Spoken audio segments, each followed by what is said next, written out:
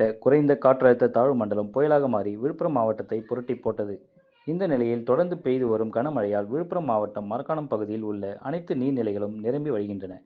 இந்த நிலையில் மரக்காணம் திண்டிவனம் சாலையில் உள்ள பக்கிங்ஹாம் கால்வாயில் பாலம் அமைப்பதற்கான கட்டுமான பணிகள் நடைபெற்று வருவதால் பாலத்தின் இரு பகுதிகளிலும் மணல் மேடுகள் அமைக்கப்பட்டுள்ளது. இதனால் கால்வாயின் வழியாக வெள்ள நீர் வெளியேற முடியாத சூழ்நிலை ஏற்பட்டது.